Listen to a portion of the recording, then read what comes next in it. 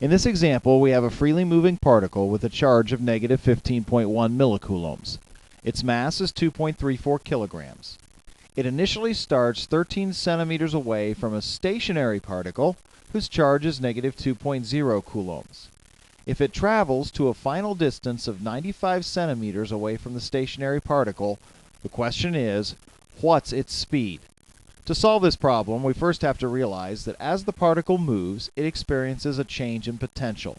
That will affect the particle's energy. If we can figure out the change in potential, we can figure out the change in potential energy, which will tell us the change in kinetic energy, which will tell us the speed of the particle. So the first thing we have to do is calculate the change in potential that the particle experiences as it travels from 13 centimeters to 95 centimeters away from the fixed particle. To do that, we'll calculate its initial potential and its final potential. Let's start with initial potential. We know the potential is given by kq over r, where q is the charge of the fixed particle. So the initial potential is simply k, 9.0 times 10 to the 9 Newton meter squared per coulomb squared, times the charge of the fixed particle, negative 2.0 coulombs, divided by the distance between the two particles, which initially is 13 centimeters or 0.13 meters. One of the meters cancels and one of the coulombs cancel, so we find that the initial potential is negative 1.4 times 10 to the 11th Newton meters per coulomb.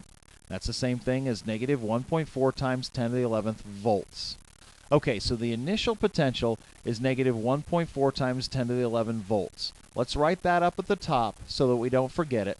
And now let's go on to calculate the final potential that the charge experiences.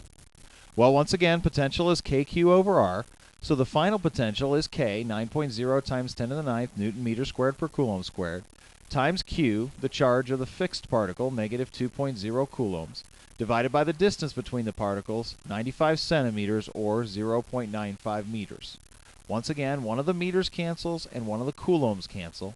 And when you work out the numbers, you find that the final potential is negative 1.9 times 10 to the 10th Newton meters per coulomb, or negative 1.9 times 10 to the 10th volts. Okay, let's write that number up at the top too so that we don't forget it. Okay, so now we have the initial and final potentials. What we want to know is the change in potential that the freely moving particle experiences. Well, that's delta V, and delta V is simply V final minus V initial. Well, V final was calculated to be negative 1.9 times 10 to the 10th volts, and V initial was calculated to be negative 1.4 times 10 to the 11th volts. When you subtract those two numbers, you get positive 1.2 times 10 to the 11th volts. That's the change in potential that the freely moving particle experiences. Let's write that up at the top so we don't forget it. Okay, now remember why we wanted to calculate the change in potential. The change in potential can tell us the change in potential energy that the freely moving particle experiences. The change in potential energy is simply given by the charge of the moving particle times the change in potential. Well, the charge of the moving particle is negative 15.1 millicoulombs. In SI units, that's negative 0.0151 coulombs. The change in potential we calculated, 1.2 times 10 to the 11th Newton meters per coulomb. When we multiply these two numbers together, coulombs cancel, and we're left with a change in potential energy of negative 1.8 times 10 to the 9 Newton meters, which is the same as negative 1.8 times 10 to the 9 joules. Okay, now what does this tell us? This tells us that the particle experienced a drop in potential energy. The change in potential energy is negative. That means potential energy went down. It went down by 1.8 times 10 to the 9 joules. Now, total energy cannot change. So if potential energy decreases by 1.8 times 10 to the 9 joules, what has to happen to kinetic energy? It has to increase by 1.8 times 10 to the 9 joules. Well, the initial kinetic energy is 0 because the particle starts from rest. If the kinetic energy starts at 0 and then increases by 1.8 times 10 to the 9th joules, then the particle's kinetic energy at the end of this trip is 1.8 times 10 to the 9th joules. That's a number we can use to calculate the speed. So let's put that number at the top so that we don't forget it. Now that we have the kinetic energy of the particle, calculating the speed is easy. We know that kinetic energy is 1/2 mv squared. Well, we calculated the kinetic energy, 1.8 times 10 to the 9 joules. That must equal 1/2 times the mass, 2.34 kilograms, times the speed squared.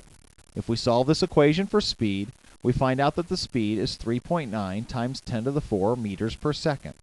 So, in moving from 13 centimeters to 95 centimeters away from the fixed particle, the moving particle gets a speed of 3.9 times 10 to the 4th meters per second. Now, don't get lost in all this math. The concepts behind this example are as important as the mathematics. Think about what we determined. By figuring out the change in electrical potential, we figured out the change in potential energy. Any change in potential energy must be mirrored in a change in kinetic energy. In this case, we saw that potential energy lowered. That means kinetic energy must increase. Once we figured that out, we could calculate the kinetic energy of the particle, and that allowed us to calculate the speed.